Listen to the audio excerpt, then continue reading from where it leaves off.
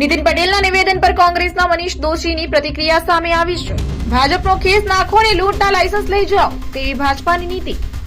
ગુજરાતમાં જાતિનું પ્રમાણપત્ર, આવકનું પ્રમાણપત્ર, અન્ય કોઈ ખેડૂતનો દાખલો હોય તમામમાં ભ્રષ્ટાચારને શિષ્ટાચાર બનાવી ભારતીય જનતા પાર્ટીએ તમામ વિભાગોમાં એજન્ટ પ્રથા દાખલ કરી છે. ગુજરાતમાં કાંડ અને કૌભાંડમાં ભાજપનો ખેસ એટલે એને લૂંટવાનો પરવાનો મળે છે. નકલી પીએમઓ, નકલી સીએમ અધિકારીઓ જોયા છે. ભાજપ સાથે સીધી સાંઠગાંઠ ધરાવતા હોય પૂર્વ નાયબ મુખ્યમંત્રી નીતિનભાઈ પટેલ એ જે વ્યથા અને ભ્રષ્ટાચારની કથા કહી તે સત્ય છે. ગામથી લઈને ગાંધીનગર અને સચિવાલય સુધી જે લૂંટના લાયસન્સ ચાલે છે એટલે કે ભાજપનો ખેસ પહેરો લૂંટપાટ ચલાવો, એમાંથી અમુક ટકા પૈસા કમલમમાં જમા થાય છે.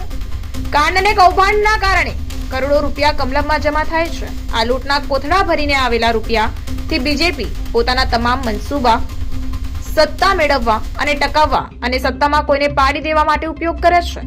નીતિન પટેલનું નિવેદન બીજેપીના ચાલચલન, ચરિત્ર અને ચહેરાને ઉજાગર કરે છે. તત્કાલીન મુખ્યમંત્રી આનંદીબેન પટેલ પણ જામનગરમાં બોલી ચૂક્યા છે કે કાર્યકરો કોન્ટ્રાક્ટર બની ગયા છે અને શું ધંધા કરી રહ્યા છે. ગાંધી સરદારના ગુજરાત માટે ભારતીય જનતા પાર્ટીના ભ્રષ્ટાચારની લૂંટના કારણે ગુજરાતની નામોશી થાય છે. ગુજરાત અને ગુજરાતીઓ લૂંટાઈ રહ્યા છે. ભારતીય જનતા પાર્ટીના નેતાએ લાજવાને બદલે ગાજવાનું કામ કરે છે. ભૂપેન્દ્રસિંહ ડીઝેડનું કૌભાંડમાં ભારતીય જનતા પાર્ટીનો ખેસ, બેટિંગનું કાંડમાં બીજેપીનો ખેસ, દારૂની હેરાફેરીમાં ભાજપનો ખેસ પહેરીને ગાડીની આગળ લગાડી પાયલોટિંગ કરવાનું હોય, આ પ્રકારના અનેક કેસ સામે આવ્યા છે. નીતિનભાઈ પટેલ જે બોલ્યા છે તેનાથી ભાજપાના ભ્રષ્ટાચારના ચહેરા ઉજાગર થયા છે. નીતિનભાઈના નિવેદનથી સરકાર કાંઈ શીખ લેવા માંગે છે ખરી? તે પણ પ્રશ્ન છે. સરકાર શું ગુજરાત અને ગુજરાતીઓને કઈ રાહત આપવા માંગે છે?